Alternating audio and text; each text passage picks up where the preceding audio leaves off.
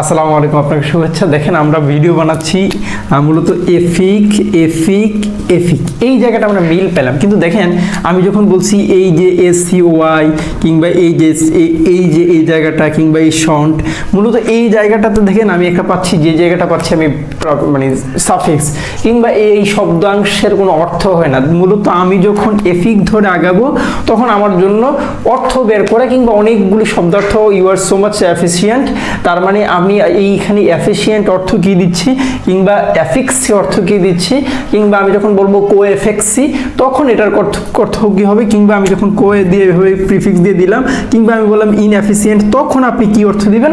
এই জিনিসটা মূলত আমরা এই ধাতুটা ধরে আগাবো। সাধারণত আমার মনে রাখা লাগবে প্রথমত এফিক কি অর্থ দেয়, মনে রাখবো যে ফল আনতে সক্ষম এমন কিছু বোঝায়। কি অর্থে? ফল আনতে সক্ষম জাতীয় অর্থ দিবে। অথবা আমি বলতে পারি উৎপন্ন করার ক্ষমতা, উৎপন্ন করার ক্ষমতা। মূলত এই জাতীয় অর্থ দিবে এফিক্সি, এফিশাস কিংবা এফিসিয়েন্ট, এই জায়গাটাতে ধরে আমি আগাবো। তাহলে আমি এফিক্সি অর্থ লিখতে পারি কার্যক্ষমতা, তাহলে আমার জন্য ইজি হয়ে গেল। দেখেন আপনার এইখানে আমি মূলত ক্ষমতা ক্যাপাসিটি নিয়ে আলোচনা করছি, তার মানে এফিক্সি যখন আমি পড়লাম তাহলে এফিকেশাস অর্থ কি হয় কিংবা এফিশিয়েন্ট অর্থ কি হয়, আমি তখন বলতে পারি যে এফিকেশাস মানে হলো কার্যকরী। দেখেন কার্যকরী কার্যক্ষমতা একই জাতীয় অর্থ দিচ্ছে, ঠিক না? আপনি শুধু এইটা ধরে আগান।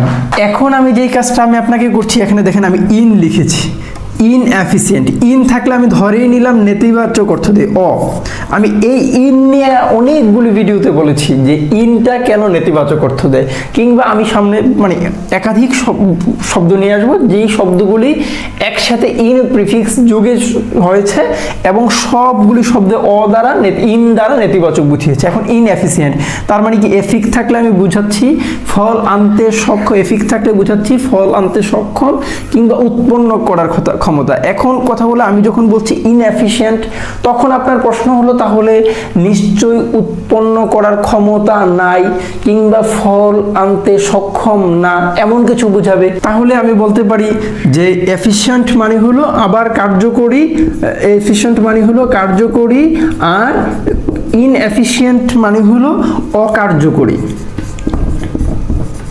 তাহলে আপনি দেখেন আপনি এফিশিয়েন্ট বুঝলেন, ইনএফিশিয়েন্ট বুঝলেন, এফিকেশাস বুঝলেন, এফিক্সি বুঝলেন, তাহলে একটা শব্দ বাকি আছে কোএফিসিয়েন্ট।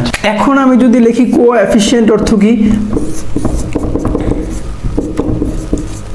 এখন আপনি এফিক থাকলে বুঝাচ্ছেন ফর কার্যকরিতা সক্ষমতা, এই কোটা থাকলে কি অর্থ দেয়। এখন এটা মূলত একটা ম্যাথমেটিক্যাল টার্ম, এই ম্যাথমেটিক্যাল টার্ম আমি লিখলাম ধরেন 2x², তখন আপনি এই কোটা এই কোএফিসিয়েন্টটা তখন গুণফল অর্থ দেয় কিংবা সহগ অর্থ দেয়। কিভাবে অর্থ দেয় এই জিনিসটা মূলত আমাদের বোঝার ব্যাপার। এই কোএফিসিয়েন্ট ধরে মূলত আগাচ্ছি, এই মূলত এই যে 2x² লিখলাম, এইখানে 2টা মূলত কোএফিসিয়েন্ট আর xটা হলো মূলত ভেরিয়েবল। এখানে দেখেন আপনি x² এর মান আপনি x এর জায়গায় আপনি 10 লিখতে পারেন, 20 লিখতে পারেন, আপনার ইচ্ছা মতো যা মন চায় লিখতে পারেন, কিন্তু এই যে 2 এটাকে মূলত কোএফিসিয়েন্ট বলে। তার মানে আপনি দেখেন আপনি ম্যাথমেটিক্যাল 2x টাকে মূলত ভেরিয়েবল বলে আপনি এইভাবে ধর আগাতে পারেন, কিংবা 2টাকে কনস্ট্যান্ট নাম্বার বলে।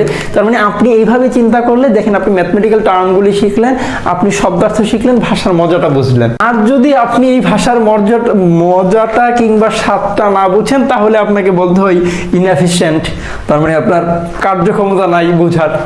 Thank you for watching.